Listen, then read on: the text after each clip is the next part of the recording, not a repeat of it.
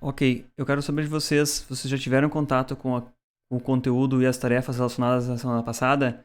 Essas tarefas ainda não encerraram o período. Deixa eu só conferir até aqui.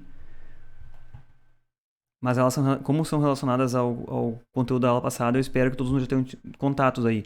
O Eduardo já mandou uma dúvida ali e eu vi que alguns já fizeram a entrega. Não respondi a todas até agora. Ó, só foram OKs a entrega, não tem novidade. Eu acho que o conteúdo, a emenda, a parte anterior do conteúdo era bem tranquila. O previsto para essa semana é isso que é relacionado aqui a processo de fabricação de dispositivos. Não vou focar a fundo em nós vermos extensivamente cada etapa do processo de fabricação, mas é interessante entender o processo e como ele ocorre, para entender os tipos de não idealidade que acontecem nos componentes. O mais grave deles é o descasamento entre os componentes. Quer dizer, várias unidades fabricadas, mesmo que uma ao lado da outra, ou no mesmo wafer, elas vão ter características elétricas bastante diferentes.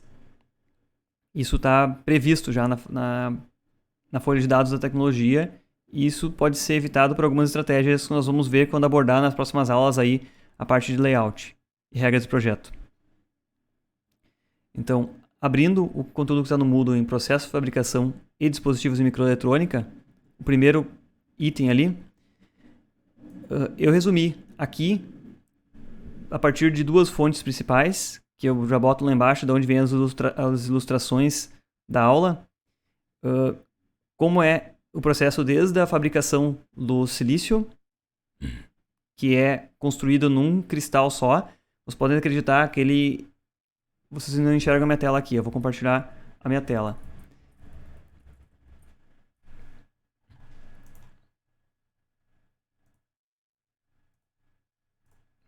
Estou compartilhando a minha tela aqui, no qual eu abri o conteúdo em relação à aula de hoje. Processo de fabricação de dispositivos básicos.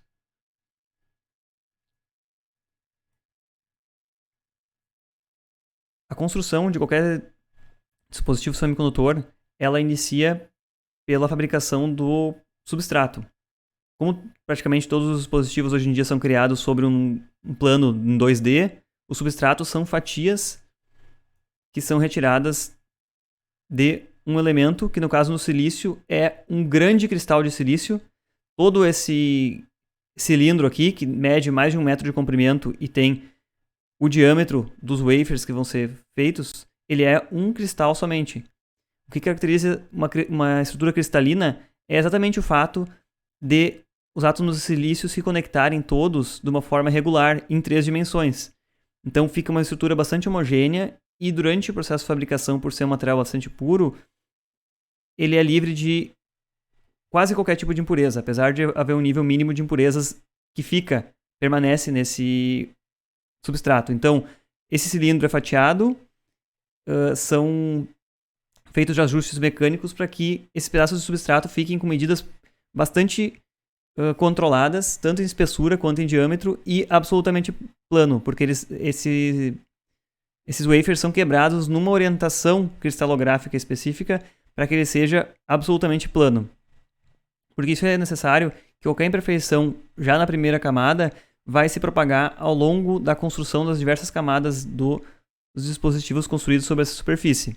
Então, peço que vocês, logo após a aula aí, essa introdução, façam a leitura com calma de todos os aspectos, e eu deixei também comentários aqui em diferentes sessões, mas basicamente a indústria de semicondutores hoje em dia usa o silício como substrato, e o silício que nós encontramos na crosta terrestre em maior abundância aí é areia.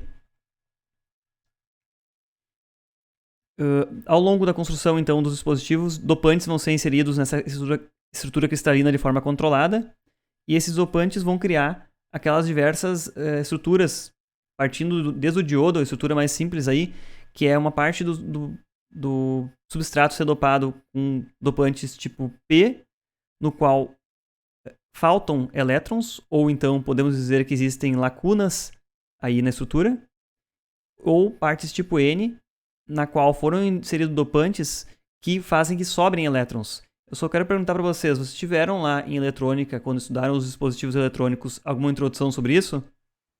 A dopagem dos materiais, sim. Sim, o básico, sim.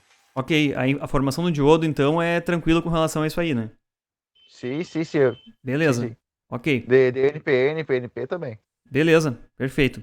Nós vamos ver que ao longo da construção dos dispositivos, e na próxima aula que vai ser especificamente de dispositivos, tem uma coisa bem curiosa, que a gente consegue encontrar vários dispositivos parasitas que são criados dentro dos dispositivos principais que a gente está construindo, porque a gente não consegue evitar. Como a gente não tem terminais ou pinos, né, elétricos para ligar um componente ao outro, eles são construídos sobre uma mesma base, criam-se aí diversas junções PN e até dispositivos como transistores PNP e NPN parasitas dentro da construção de semicondutores integrados. Quando se faz um semicondutor pensando em cortar ele e transformar num dispositivo discreto, como um transistor de prateleira que a gente tem aí, eles são feitos e otimizados para que o principal dispositivo ali dentro que entra em atuação seja ou aquele MOSFET ou aquele diodo que se quer fazer, que está caracterizado pela função principal do dispositivo. Mas eles também têm, às vezes, dispositivos parasitas, como é, por exemplo, aquele diodo em antiparalelo com o MOSFET. A gente vai ver como é que surge na construção do dispositivo isso aí.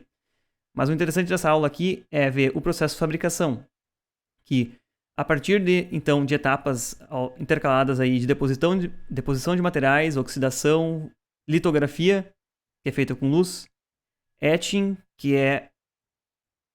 Esqueci o termo exato agora da tradução de etching, mas é remoção de material, como se fosse esculpir, mas a remoção de material de outras formas, difusão de dopantes ou implantação de íons aí como dopantes, se conseguem construindo então esses dispositivos.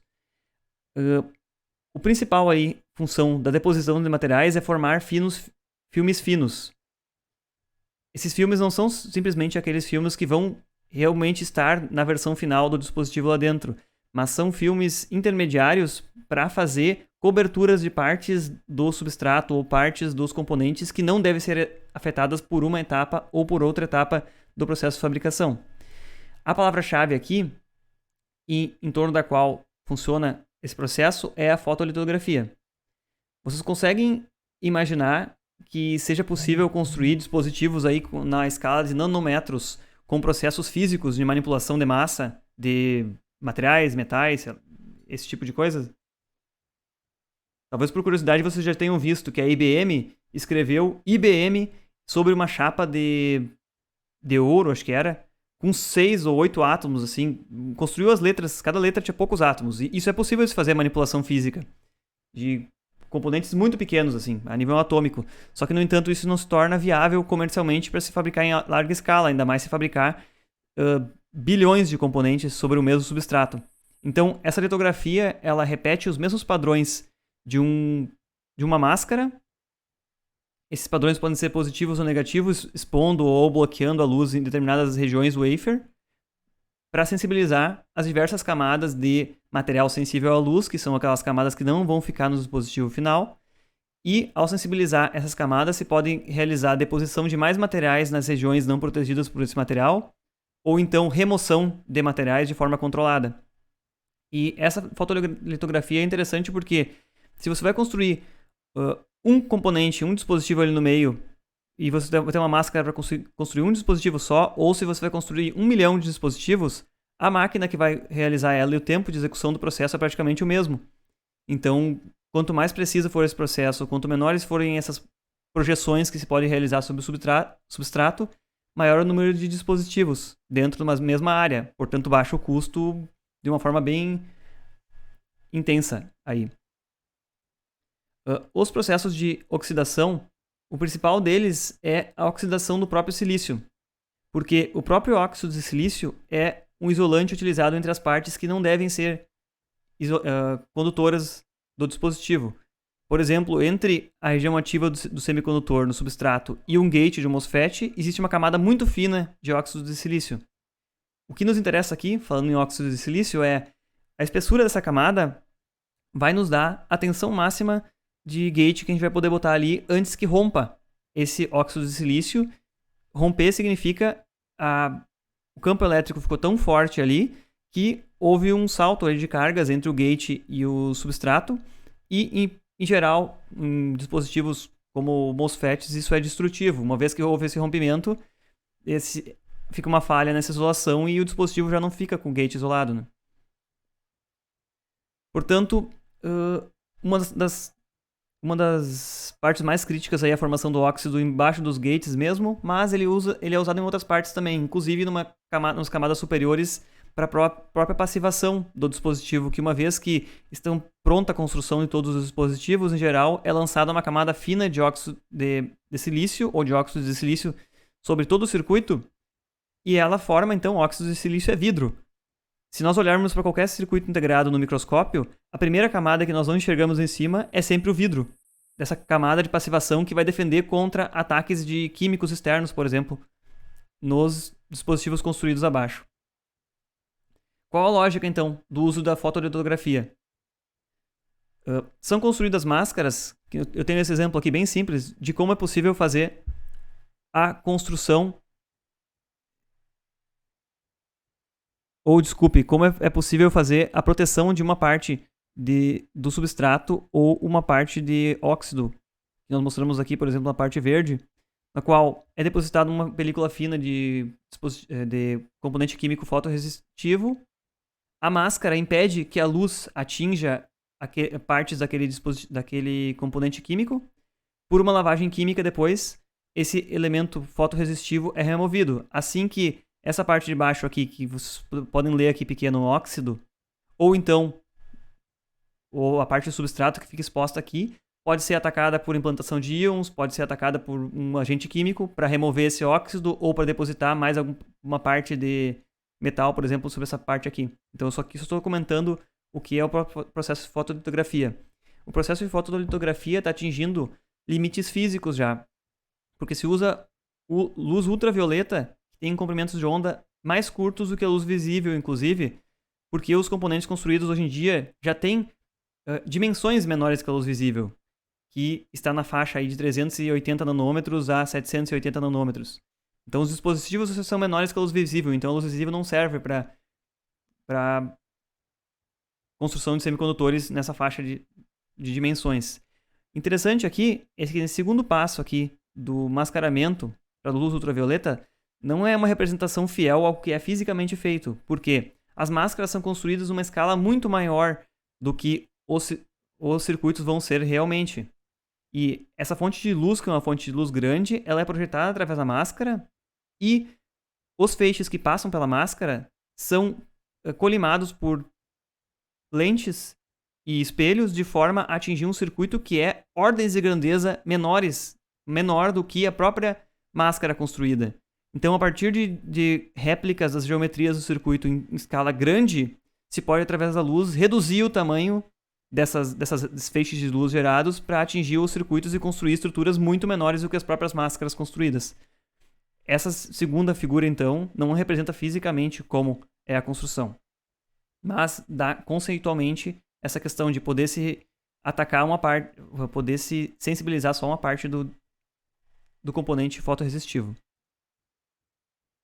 Portanto, por meio de dezenas ou até possivelmente centenas de etapas subsequentes aí de exposição de partes e revelação de partes do substrato, podem ser construídos dispositivos e podem ser depositadas mais camadas de materiais sobre essa superfície inicialmente lisa e neutra do substrato. Essas máquinas, que eu disse que fazem essa projeção das máscaras sobre o circuito, são chamadas steppers. Em geral, as máquinas que fazem esse tipo de projeção da luz e que realizam centenas ou dezenas ou centenas de projeções por minuto sobre um wafer, elas fazem várias réplicas do mesmo padrão. Elas têm que, a cada nova réplica, fazer um alinhamento perfeito com as etapas anteriores. Qualquer pequeno desalinhamento ali de dezenas de nanômetros já pode destruir completamente ou já pode tornar inútil completamente as estruturas que foram construídas anteriormente sobre aquele wafer.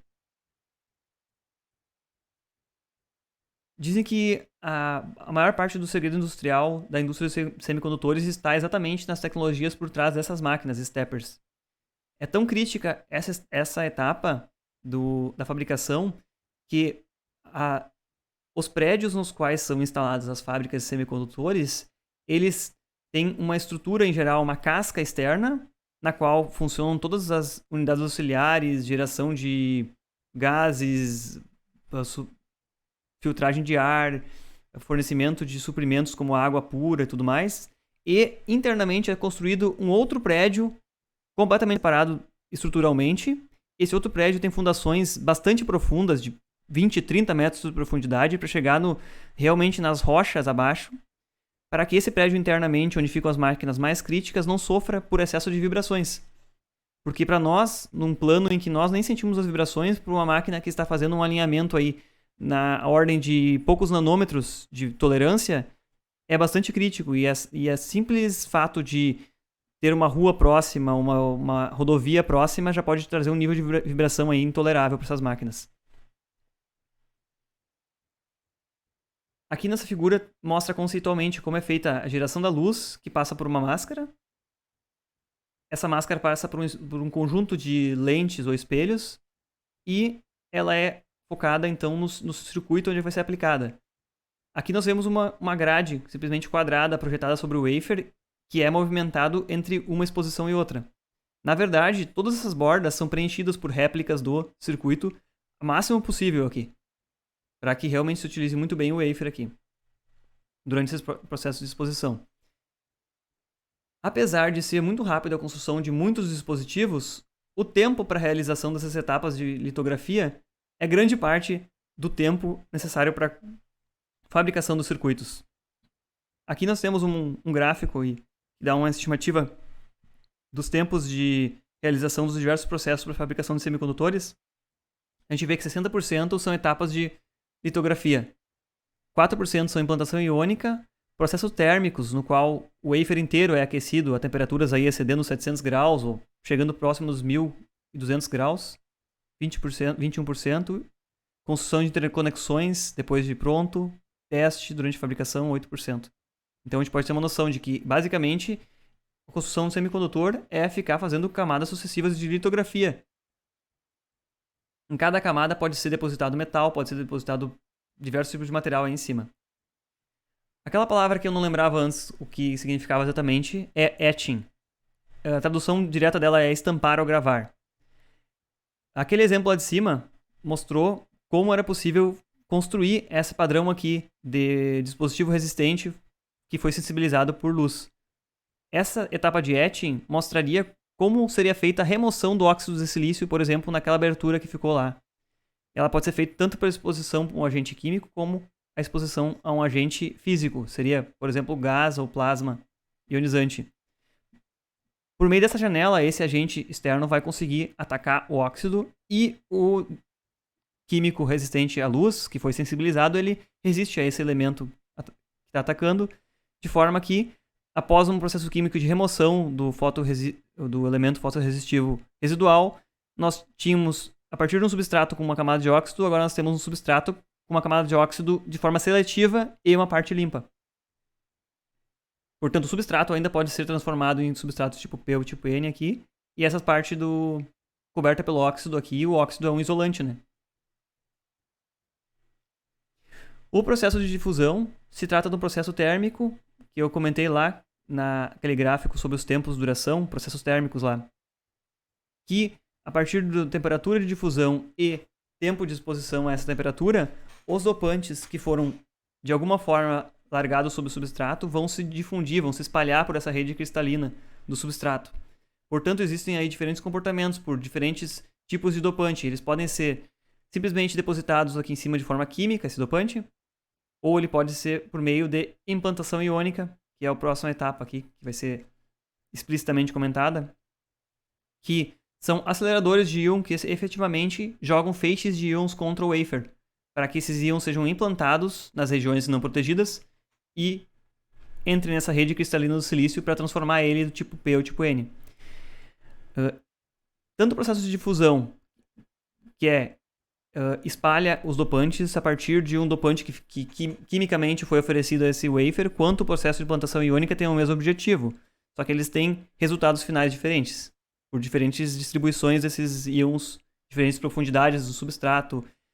O processo de difusão, por exemplo, ele não ocorre somente verticalmente, ele ocorre também lateralmente, portanto se espalharia um pouco abaixo do óxido aqui que estaria protegido.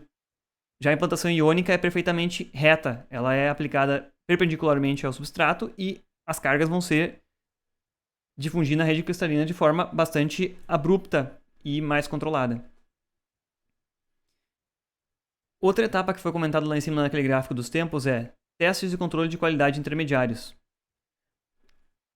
Entre os diversos processos de litografia e também ao final da fabricação, diversas etapas são feitas tanto por inspeção óptica como também inspeção de propriedades elétricas do wafer, são realizadas para verificar se até aquele ponto o wafer foi fabricado de forma correta e se vale a pena continuar a construção daqueles dispositivos naquele projeto, porque quanto antes for detectada uma possível falha de uma etapa que foi perdida, de uma grande falha estrutural que ocorreu no wafer, ou até mesmo uma contaminação química indesejada, antes vai se interromper a fabricação e reiniciar com outros wafers de forma a poupar aí problemas, né? O que torna o processo mais economicamente viável.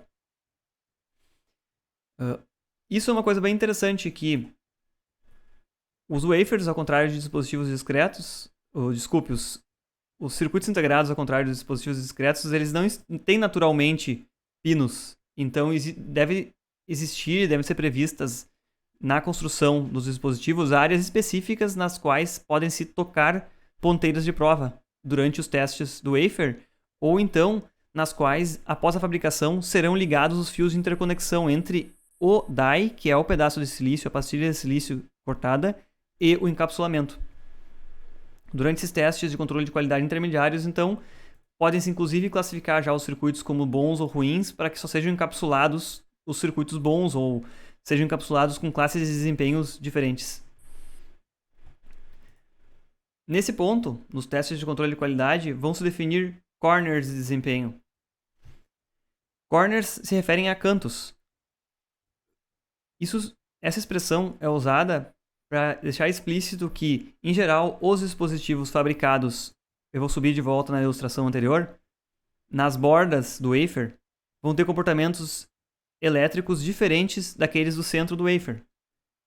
Isso se deve principalmente a diferente espalhamento dos químicos durante os diversos processos sobre o wafer. Então, corners de desempenho, em geral, são referidos como aqueles parte dos dispositivos que vai se comportar de uma forma mais rápida ou de uma forma mais lenta, alguns que vão ter correntes de fuga maiores ou menores de acordo com as características de espalhamento geométrico, inclusive, sobre o wafer. Se vocês pegarem qualquer dispositivo fabricado, dispositivo discreto mesmo, no datasheet tem lá faixas de parâmetros. A tensão do threshold pode variar, um exemplo, de 2.7 a 3.6. Isso se refere tanto a uma variação devido a diferentes temperaturas que o dispositivo pode estar operando, como também variabilidade do próprio processo de fabricação em relação a qual região do wafer ele foi fabricado. Então, corners de desempenho. A etapa seguinte é o próprio corte do wafer, então, uma vez que todos os dispositivos foram fabricados, é uma etapa crítica o corte desse wafer para que pequenas pastilhas, que são chamadas die, sejam encapsuladas separadamente em dispositivos discretos separados. E requer, então, a manipulação individual das partes, que agora, até esse ponto, todo o wafer sempre era tratado como um conjunto, e os processos eram todos aplicados sobre o wafer inteiro, né? O processo de litografia é repetido o número de vezes que o circuito está replicado ali dentro. O processo químico é depositado todo o químico sobre o wafer inteiro. A partir de agora, a manipulação é individual. O encapsulamento se trata de aplicar esse pedaço de silício dentro daquilo que a gente enxerga realmente do dispositivo semicondutor ou dispositivo discreto, que é a carcaça que nós vemos ali. Depois de que eu elaborei isso aqui, eu lembrei do detalhe. Existem empresas e produtos que vendem o wafer nu e cru como ele está apresentado, somente cortado. Então você pode comprar, sim, só o die, que é só a parte do silício, com já espaços determinados para se fazer a soldagem dele, para a montagem de um componente. Porque se poupa o encapsulamento, ou então se podem montar diferentes dies, diferentes circuitos, um próximo ao outro, e fazer ligações diretas, com fios muito finos, entre um e outro, de forma a poupar uma grande quantidade de elementos parasitas devido ao encapsulamento e trilhas da placa. Isso que eu comento aqui, ó, vários DICE podem ser integrados no mesmo encapsulamento. Isso aqui ocorre, por exemplo, em SoCs, Systems on Chip, que são dispositivos grandes que têm tanto processamento quanto periféricos quanto memória. Em geral, alguns processos são mais baratos e mais eficientes para se fazer memórias, que requerem uma alta densidade de integração, quando a gente quer ter centenas de megabytes ou gigabytes integrados aí num circuito pequeno. De forma que se fabrica a memória separadamente do resto do chip, ela pode ser testada separadamente, o restante do chip, parte digital e periféricos, pode ser testado separadamente, e depois eles são encapsulados dentro do mesmo chip, e você, quando compra ele, tem um mesmo dispositivo discreto, sem saber que lá dentro podem ter diferentes tipos de silício conectados. Eu não estou bem certo disso, mas vocês já trabalharam com o ESP8266? Não. É um microcontrolador aí de origem chinesa, se eu não estou certo. Se não for chinesa, é asiática. E ele vem com um chip de memória, mas esse chip de memória ele vem já soldado na própria placa, ao lado do circuito, do processador, e que tem periféricos, tem Wi-Fi, tudo integrado dentro dele. De uma forma similar, pode ser feito dentro do próprio encapsulamento, de forma a juntar dois componentes dentro do mesmo encapsulamento, e para o usuário final eles são um componente só. Cito aqui explicitamente. Sim. Eu fiquei com uma dúvida, como que é feita essa soldagem dos contatinhos no silício, porque o silício ele é tipo vidro, né, que a gente falou, um cristal, né? Sim. A parte do contato elétrico do fiozinho, como é que é realizado nesse material? É um negócio muito interessante. Eu já vi vídeos disso aqui. É interessante que ele vai ser depositado esse óxido de silício em torno de todas as áreas que você não quer ter contato. Vai ser aberto espaços, buracos, em torno de onde você quer fazer os contatos elétricos. Mas os fios são tão finos que você não pode aquecer a região para isso. Então, para fazer a soldagem, eu posso procurar aqui rapidamente uma figura. Semiconductor wire bonding, acho que se escreve. Mas o interessante dele é... Aqui, eu tenho umas figuras bem ilustrativas aqui. É que aqui, ó, é feita uma pulsão com um fio geral de ouro bastante pequeno e que ele é vibrado por ultrassom, para que quando ele tocar naquele metal, ele se solde no metal por meio de ultrassom. E aí ele é puxado, por exemplo, aqui, ó. E aí ele é puxado para a próxima parte, ou para o pino do encapsulamento, ou para o... Esse aqui é bem típico, ó, no circuito. Ele é puxado para um pino do encapsulamento por meio de vibração mesmo, soldagem por vibração. Que legal. É interessante, isso aqui é muito fino, esses fios têm uma capacidade razoável de condução de corrente. Mas tem que ser preparado também as próprias camadas mais altas, metalizações, são feitas várias camadas de metalização, uma abaixo da outra, porque quando tocar aquele fio ali, ele vai entrar nas várias camadas, ele não vai ficar só tocando na camada superior. Porque qualquer força física que a gente imaginar na ordem de grandeza que a gente consegue manipular, ela é uma força física muito grande já para um circuito que tem 1 milímetro por 1 milímetro só de tamanho. Então isso se chama wire bonding, se vocês quiserem procurar. Tem vídeos bem legais mostrando que essas máquinas elas fazem centenas de pontos assim por minuto. É muito rápido a soldagem. É bem interessante, é curioso na verdade. Então, partes são expostas realmente. Deixa eu ver onde eu estava aqui. Comparando o custo com matéria-prima de silício, o encapsulamento pode ser grande parte do custo, isso mesmo. Os diferentes tipos de encapsulamento têm características não somente por dimensões geométricas para encaixar num produto ou outro, mas uma parte bem crítica do encapsulamento é a capacidade de dissipar a energia dele. Vocês já devem ter visto que existem transistores e diodos especificados com capacidades de correntes diferentes sobre o mesmo modelo, porque eles usam um encapsulamento maior, um TO220, ou eles usam um encapsulamento bastante pequeno, porque não vai poder dissipar grande potência. Uma curiosidade que eu estava lendo sobre isso aí é que a recente miniaturização, eu chamo de recente aí, em torno de 2000, 2010, 2015, dos eletrônicos aí que tem combinado na integração de muitas coisas em smartphones e até mesmo computadores mais portáteis, elas têm muito a ver com a miniaturização e o aumento da confiabilidade dos próprios encapsulamentos dos semicondutores. E não somente da diminuição do consumo de potência ou nas melhores características do próprio silício. Isso é uma coisa bem interessante. O encapsulamento é bastante crítico.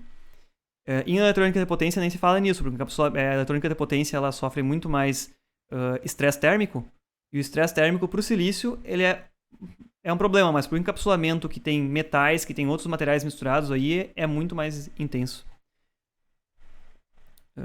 Agora eu vou passar para uma etapa aqui, que eu vou comentar rapidamente quais são os processos de construção do transistor MOS. Mas quando a gente voltar no assunto do layout, e aqui no comentário também tem uma explicação ponto a ponto aqui. Vocês vão ver aqui, eu vou mostrar diretamente a figura final, o que a gente espera que vai ser construído aqui. Que é aqui.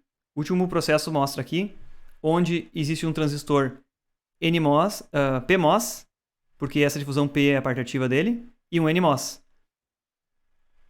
Então, eu vou correr aqui para cima de volta à tela, e nós podemos ir acompanhando como são as etapas de fabricação aqui, ó.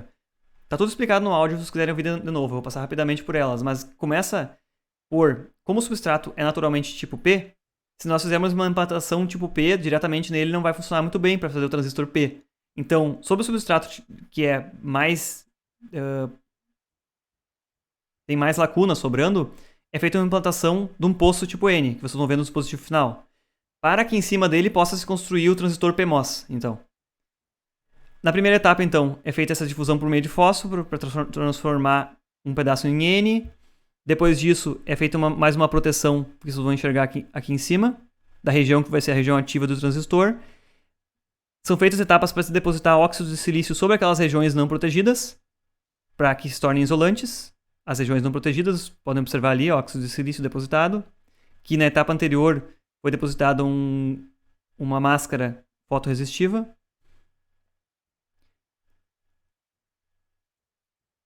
É feita uma oxidação fina aqui, que vocês observarem aqui, o silício está diretamente exposto com dopantes, e aqui surgiu uma camada fina de óxido de silício, que é aquela camada que vai ficar embaixo do gate.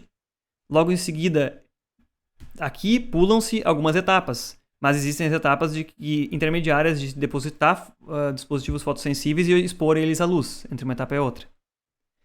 Mas essa etapa de baixo aqui já foi depositado polissilício para o gate. Polissilício é um tipo de silício que, ao contrário do substrato, ele não é cristalino, porque ele foi depositado após, então ele não cresceu em torno de uma mesma orientação cristalográfica e com toda aquela perfeição. Mas ele serve muito bem para ser depositado aqui em cima, ele tem boas características na interface com o óxido de silício de baixo também. Então aqui o óxido de silício isola o gate do substrato. Vocês veem que aqui o transistor NMOS, que está representado aqui à esquerda, por enquanto o substrato está P, está nu aqui. Não foi colonizado com os dopantes tipo N ainda. Mais abaixo aqui, então, parte dele é protegido, todo o dispositivo PMOS é protegido por, de novo, uma camada de fotorresistente. E, no final, vão ficar só duas aberturinhas ali em torno do gate e onde não tem óxido de silício, pela qual vai ser implantado aqui, que nesse exemplo, com arsênico, é implantada difusões tipo N, aqui embaixo do transistor tipo N, que vão ser a região ativa dele. E, alternadamente, no passo seguinte, é protegido o restante do circuito e fica exposto o tipo P para aqui por implantação de boro aqui, entre as impurezas tipo P no transistor. São depositadas outras camadas de óxido para isolar outras partes do semicondutor. E, por final, os espaços que sobraram aí é depositado um filme fino de metal para fazer os contatos do dispositivo lá mesmo. E vocês veem aqui que já pulou uma etapa porque foi depositado metal e já foi limpo as partes em que não se necessitava metal. Então pode-se imaginar as dezenas de etapas que vão ter que ser feitas intermediárias aí para adicionar material, protetor, remover e assim vai. Eu sugiro que vocês retomem isso aí, ouvindo as orientações conforme estão nos áudios aqui no próprio material. Aqui embaixo eu trago essa figura porque mostra realmente uma fotografia do microscópio eletrônico, qual é a pilha de camadas construídas. Aquela camada que foi ilustrada ali no exemplo anterior, até aqui, ela é simplesmente essa primeira camada de metal aqui de baixo. Vocês veem aqui os contatos que descem até o substrato. E aqui estão os dispositivos ativos, eles não estão nem marcados, eu nem sei o que é PMOS e o que é NMOS aqui. Mas para vocês terem uma ideia, na quantidade de camadas de metalização que é construída acima dele. Vocês imaginam uma PCB com 7 camadas. Isso aqui tem menos de 1 milímetro de espessura, algumas dezenas de micrômetros de espessura só. Dessas várias camadas de metalização aqui. E entre aquela teoria lá em cima de como é feita a fotolitografia e qual é o resultado disso, vocês podem perceber grande quantidade de imperfeições aqui, ó. Os contatos, você perceber uma rugosidade dessas camadas. E o principal, as camadas mais embaixo estão mais próximas daquela camada original de substrato que é absolutamente plana e perfeita. As camadas superiores já não se pode garantir mais que elas vão ter tamanha perfeição, porque começam a surgir irregularidades aí ao longo da construção de várias camadas. E também as camadas superiores, por elas serem então maiores, elas têm maior capacidade de condução de corrente. Em geral, elas podem ser utilizadas para alimentação, então. Elas têm maiores capacitâncias por terem maior tamanho também geométrico. Então, elas são mais adequadas para, por exemplo, fazer roteamento de energia, enquanto que as camadas inferiores, por terem menores capacitâncias e serem mais curtas as conexões entre um dispositivo e outro, é dada prioridade para roteamento de sinais, por exemplo, nelas. Essa aqui é uma tecnologia que tem somente 7 camadas de metal identificadas, além de todas as outras camadas aqui embaixo. Mas podem existir dezenas de metais aí, dependendo da tecnologia. Bom, eu terminei aqui com relação a essa parte do conteúdo e eu acho que vai ser vai chatear vocês mais se eu quiser apresentar toda a segunda parte do conteúdo. Eu vou sugerir que vocês escutem os áudios e vejam o conteúdo que está aqui sobre desafios e tipos de tecnologias, que é mais curto, mas que aí esse conteúdo aqui é classificado principalmente a divisão entre tecnologias mistas e tecnologias digitais. Eu dou algumas sugestões aí, por exemplo, da leitura desse artigo aqui que explica o que é isso que acompanha a tecnologia, esses números lá. É uma tecnologia de 350 nanômetros, 22 nanômetros ou 7 nanômetros. Alguém que leu isso aqui já pode me comentar isso, por favor? Agora?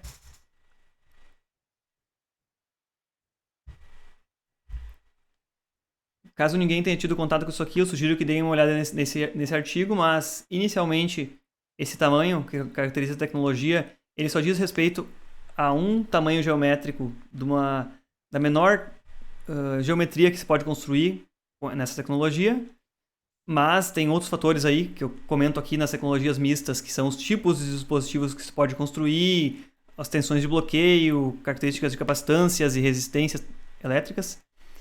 E atualmente esse número para tecnologias aí abaixo de 40 nanômetros, ele não representa efetivamente mais a menor geometria que pode ser construída.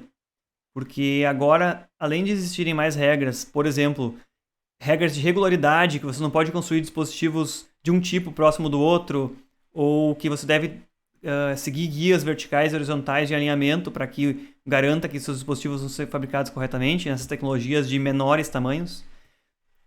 Algumas delas realmente não têm dispositivos daquele tamanho, mas isso aqui seguiu uma tendência tecnológica aí de se representar as tecnologias mais novas e com menores geometrias por números menores. Sugiro a leitura desse artigo. Aqui abaixo, então, eu vou trazer, eu peço que vocês leiam depois separadamente, as características das tecnologias mistas. Vocês podem ver aqui, típico de uma evolução de tecnologia de MOSFETs, que começou com aquele MOSFET que nós fabricamos lá, vimos nas etapas anteriores de fabricação. Passou para o outro MOSFET que agora ele pode ter gate, tanto na parte de cima quanto na parte de baixo da região no qual vai passar corrente. Existem já tri-gate FinFETs, que são gates que ficam em volta do dreno e da fonte para atrair a maior quantidade de cargas possível por área de gate. E aí seguem outros tipos de evolução. Portanto, nas tecnologias mistas, não só as geometrias, os tamanhos mínimos são importantes, mas as geometrias dos dispositivos que podem ser fabricados. Vocês vão ver que algumas nomenclaturas aparecem lá nos dispositivos comerciais que a gente compra, semicondutores, e a gente não sabe o que se trata. Elas têm a ver exatamente com isso. A tecnologia fabricada suportava um tipo ou outro de geometria de dispositivo. Existem a possibilidade de substratos alternativos ao silício. Por exemplo, silício sobre isolante, que é acrescido uma camada de silício sobre um outro material que é isolante. O silício tem a característica de ser semicondutor, mas quando você quer diminuir as capacitâncias parasitas, você pode crescer o silício sobre um diamante ou outro material que é mais isolante que ele. Carbeto de silício, que a gente ouve falar por aí, tem um artigo, por curiosidade, quem quiser ler sobre carbeto de silício. Nitreto de galho, que já é bastante comum aí, tem dispositivos comerciais chegando, acessíveis. E aqui está um exemplo daquilo que eu comentei sobre a possibilidade de se comprar direto o die de silício, sem encapsulamento. Se vocês olharem esses dispositivos da EPC aqui, eles são drivers integrados, na qual vocês podem observar que tem partes do wafer aqui que tem coisas diferentes, que são partes do gate driver, efetivamente, que estão aqui integrados. E essas bolas metálicas aqui são partes metálicas depositadas para você fazer a solda, e você faz uma PCB com a geometria correta, larga esse dispositivo virado com essas bounding... Deixa eu lembrar o nome dessas estruturas aqui. Alguém lembra o nome dessas estruturas de bolas para soldagem? Que é solda BGA, basicamente. Ball Grid Array.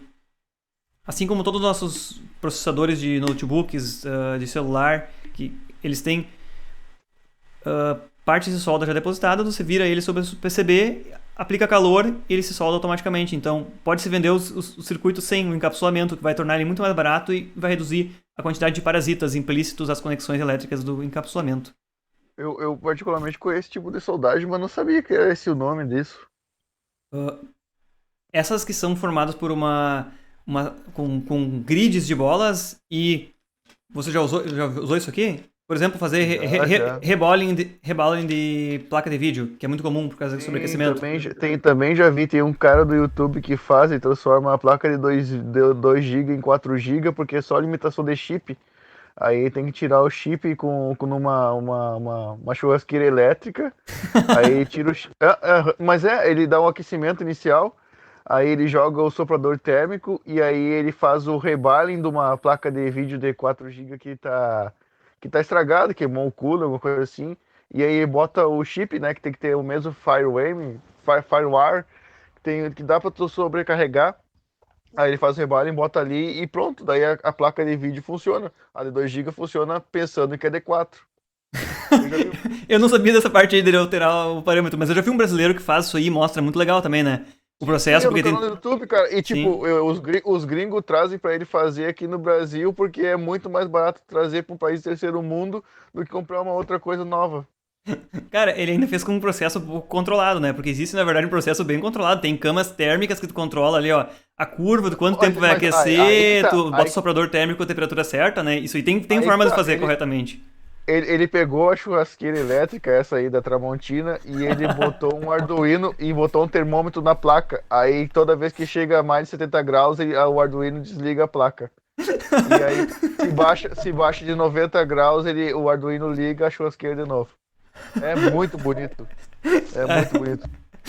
Tá louco. E ele tem o soquetezinho pra fazer o rebalo em tudo direitinho. Isso aí, ele bota já uma mascarazinha feita, né? E joga umas bolinhas que já estão prontas, né?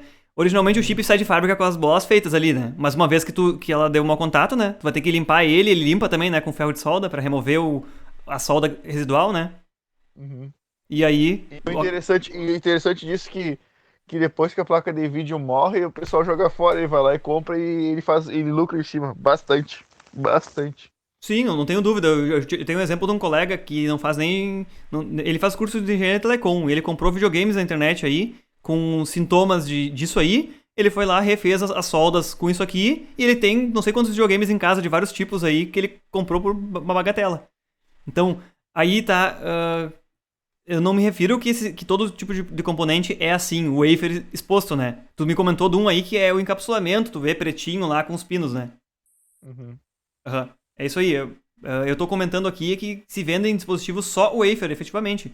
Eles são tão pequenos e o encapsulamento traria tanto parasita a mais que... Esse aqui é outro cara, olha, interessante, eu botei a foto dele ao lado do que tem dentro dele. Você pode imaginar que eles têm lá os drivers, tipo um driver pra Buck completo. Vocês já tiveram eletrônica de potência, né? Ou estão tendo agora? Sim, já tivemos eletrônica de potência. Vocês sabem a complexidade que é um driver pra Buck, né? Ó, tem um strap aqui, ó. Ele tem tudo integrado no próprio silício. Porque ele integra a microeletrônica do driver, que são componentes pequenos, e a parte maior geometricamente, que é a parte dos dois interruptores. Ele integra sobre o próprio wafer. Bom, é bem interessante. Que loucura. Beleza, eu comentei rapidamente características principais aí das tecnologias mistas, mas eu vou pedir para vocês uma outra tarefa lá, dar uma olhada nas tecnologias de uma foundry, um grupo de founders chamado XFab. Aí eu quero que vocês deem uma explorada lá, de repente vocês vão ver alguma coisa que é familiar. Agora, Professor, só uma perguntinha aqui rápida antes de finalizar a aula. Assim, talvez eu tenha perdido um ou dois trabalhinhos ali que o senhor tenha lançado. Tem como eu fazer depois e entregar? sim, eles estão abertos lá. Eu peço para que Ah, então entregue tá. mais ou menos na data para não ficar atrasando entregas e vocês ficarem devendo no final do semestre, né? Não, é que eu É não legal quero. acompanhar, então tá aberto ainda para envio. Nenhum deles vai Tá fechar. bom. Tá bom, era só essa a minha dúvida, então. Muito obrigado, desculpa aí Beleza. o incômodo. Não, é isso aí, também para tirar dúvida exatamente. Bom, eu peço que vocês ouçam aqui os comentários sobre a tecnologia digital, eu não vou comentar de novo na aula aqui, mas é bem legal esse gráfico aqui que mostra os tipos de componentes e tamanho e o ano e quantidade de transistores que tinham dentro. Vocês vão ver umas coisas bem absurdas aqui. Tipo, 20 bilhões de componentes quase lá por 2016. Hoje em dia tá mais ainda. Então, peço que vocês olhem esse material com calma em casa, vocês vão ver umas coisas legais aí. Aquela questão do empilhamento de camadas de metal lá também. Isso aqui não ajuda a comentar mais com vocês aqui. Eu acho que vou encerrar por aqui. Já deu o quê? 50 minutos, eu acho. Já tô chateando vocês. Bom, tá aí o conteúdo apresentado. Eu vou voltar aqui só para as duas atividades propostas, tá? Mais 2 minutos aqui. Peço que vocês assistam esse vídeo da TSMC, que é uma das grandes foundries que existem no mundo aí. Eles estão à frente de o que vocês imaginarem aí. Quem é que produz para Apple? É eles que produzem. Quem é que produz para Intel? Não, porque a Intel tem a própria foundry deles. Mas, se vocês pensarem em tecnologia de ponta, semicondutor, é a TSMC. Eles mostraram aqui ó, uma pinceladinha do que é a infraestrutura deles, porque nas foundries de topo de tecnologias mais de ponta, eles não deixam de forma alguma entrar uma câmera lá dentro, porque eles não podem mostrar como é que são feitas e os formatos que tem as máquinas deles, por segredo industrial. Para vocês terem uma ideia aqui, eu acho que tem um tópico aqui, que eu acho que é um desafio esse tipo de tecnologias, que tem lá quanto custa a implantação de uma foundry. Mas atualmente essas tecnologias de 22 nanômetros, alguma coisa assim, deve estar na casa dos 50 bilhões o custo de instalação numa fábrica dessas. Então tem que fabricar muito chip para tirar esse tipo de investimento. Um dos motivos também que as foundries não vêm para o Brasil de repente. Talvez não venha para o Brasil porque o custo do imposto é muito grande e o Brasil não arrenda esse tipo de fábrica. E o engraçado é que o Brasil é só um país de commodity e importa toda tecnologia. Sendo que tem um dos melhores, dos engenheiros melhores do mundo e importa tecnologia. É irônico isso aí, porque já teve no passado, durante a proteção do mercado lá, até os anos 90, né? Tinha reserva de mercado, então algumas fábricas instalaram algumas partes de processamento de semicondutores no Brasil. Assim que abriu o mercado, as grandes vieram aí, fecharam essas pequenas que tinham e começaram a importar tudo. Acho que na primeira aula, quando comenta lá sobre a Zona Franca de Manaus, junto naquele texto sobre política, fala um pouco sobre essas questões aí. Por que não tem mais semicondutores no Brasil? E o que estão fazendo em relação a isso aí? Bruno, vai É falar que uma coisa? na real, o lucro desses países grandes aí, desses processos de eletrônica, é tudo no suor e no sangue dos escravos chineses lá. Olha, tem tanta informação chegando aí que eu não consigo nem saber se eu falo dos escravos chineses ou não, ou se nós que somos escravos aqui, porque os chineses estão uma tecnologia muito à frente, né? Não sei como é que é. Na real, a gente tá o Brasil, eu particularmente acho que o Brasil tá em um universo totalmente paralelo, fora do eixo. É bem possível. Uma dimensão paralela aí. Exatamente. Mas acredite, as grandes foundries não estão só na China. Elas também estão na Europa, porque é uma coisa que exige pequena infraestrutura e só exige mão de obra muito especializada e tecnologia. Ela não polui muito, pelo contrário, polui muito pouco. E agrega uma quantidade de valor absurdo. Quem assistiu aquele primeiro vídeo que eu propus sobre microeletrônica lá, tem um ponto no vídeo que ele fala que, se eu não estou enganado, alguém anotou aí o valor, mas que ele fala que depois de fabricado o silício, naquela época do vídeo, que é bastante antigo, custava $25 por grama o silício depois de construído o chip sobre ele. Vocês viram essa parte do vídeo? Eu não me lembro.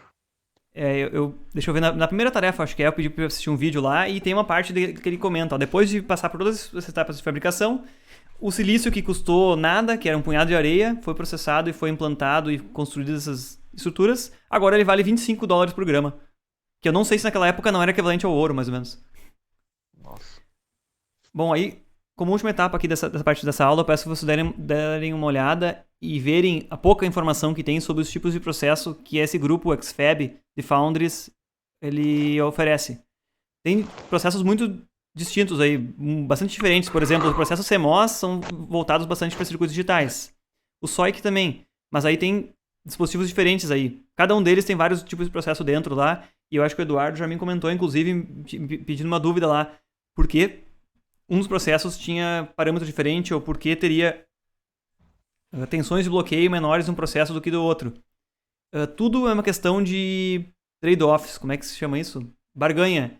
Entre um dispositivo com melhores propriedades elétricas em condução, vai ter piores propriedades de bloqueio. Tem todo um jogo para lá e para cá. E as diferentes tecnologias oferecem possibilidade de construir dispositivos diferentes e até mesmo se, eu acho que a XFAB também oferece, a construção de dispositivos eletromecânicos no próprio silício. Sensores, atuadores, inclusive, para aplicações bem específicas. Bom, isso aqui é uma atividade bastante informativa. Eu peço que vocês olhem lá e tirem ou larguem as suas dúvidas nos comentários da tarefa e semana que vem no início da aula a gente conversa sobre ela. Bueno, eu acho que tá aí por hoje. Desculpe se eu tomei mais tempo de vocês do que esperado e peço que vocês acompanhem o andamento das atividades e não deixem nada para trás. Tá bom? Tá bom. Tranquilo, professor. Abraço aí. Até mais, colegas. Até mais, professor. Valeu. Até mais, pessoal. Obrigado. Até mais. Feito. Professor, Tchau. professor, Sim, Eduardo? eu tenho uma dúvida em telecom. Teria como tirar? Sim.